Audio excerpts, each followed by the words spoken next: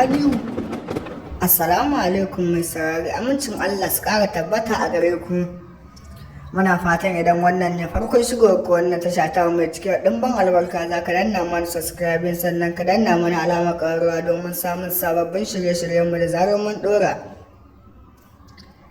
Ga wata sabuwar waƙar Sani Ahmad tare da babban mawaƙin na Auta MG Boy mai suna Bankwana. A yau ne suka yi wannan waƙar, ta shafi al'amura da dama musamman akan faran da yake a wannan ƙasa. Wanda ya ƙirƙiri wannan waƙar Sani Ahmad ne ya ƙirƙire ta. Za mu sa muku waƙar nan, za ku ji ta ƙarshen bidiyon nan.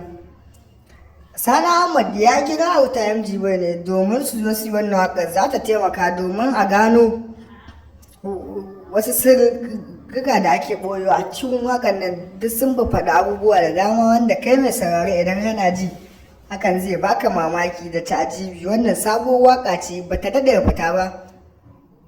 A yau ni kuma na kawo muku wannan waƙar domin sa muku domin farin cikin ku.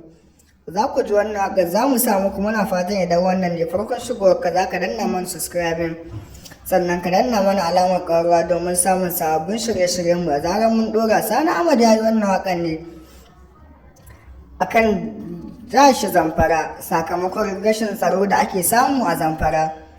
Ko da yaushe ana ƙara samun tashin hankali a Zamfara, shi yasa ma ya haɗa kai da Auta MG Boy aka fito aka yi wannan waƙar. To dai yanzu aka mai saurare za mu sa maka wannan waƙar, za ka ji ta idan wannan ne farkon shigowar ka. Muna fatan za ka danna mana subscribing sannan ka taɓa mana alamar ƙaruwa. Mun gode, muna godiya.